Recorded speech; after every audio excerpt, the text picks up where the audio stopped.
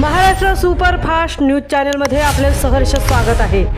खास सत्याची थार लेखणीची महाराष्ट्रातील ताज्या आणि वेगवान बातम्या पाहण्यासाठी आपल्या हक्काचे चॅनल शेअर करा, लाईक करा आणि सबस्क्राईब करा। धन्यवाद।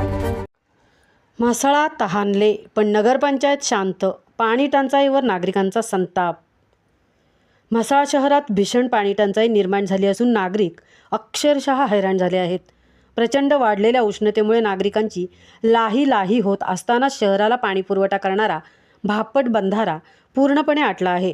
त्यामुळे भापट पाणी योजना बंद पडली आहे। यातच 8 मे रोजी आलेल्या वादात शॉर्ट सर्किट होऊन पाभरे नळपाणी योजनेचा पंप जाळल्याने दुसरी योजना देखील ठप्प झाली आहे। परिणामी नागरिकांना पाण्यासाठी मोठी भटकंती करावी लागत आहे। माजी सरपंच सलीम चौगुले यांनी नगरपंचायतीवर टीका करत पर्यायी व्यवस्था आधीपासून असायला हवी होती असे स्पष्ट मत व्यक्त केले आहे।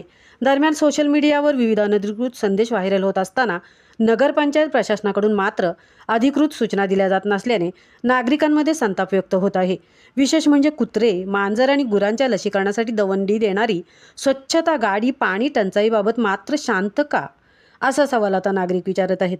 म्हसळा शहर ताणलेले असताना प्रशासन जागे होणार कधी, हाच प्रश्न आता सर्वसामान्य नागरिकांकडून उपस्थित केला जात आहे। महाराष्ट्र सुपरफास्टसाठी संजय खांबेटनसह तृप्ती भोईर, म्हसळा। 6 जानेवारी 2026 रोजी शहरातील 3 महिन्यावरील सर्व पाळीव कुत्रे व मांजरांसाठी रेबीज प्रतिबंधक लसीकरण शिबिर राबवण्यात येणार आहे। सदरचे लसीकरण पशुवैद्यकीय दवाखाना म्हसळा पंचायत समितीजवळ सकाळी ठीक 10 वाजता सुरू होणार असून शहरातील सर्व नागरिकांनी शिबिरामध्ये सहभाग नोंदवावा व पशुवैद्यकीय दवाखान्यात सहकार्य करावे। लसीकरण शिबिर राबवण्यात येणार आहे।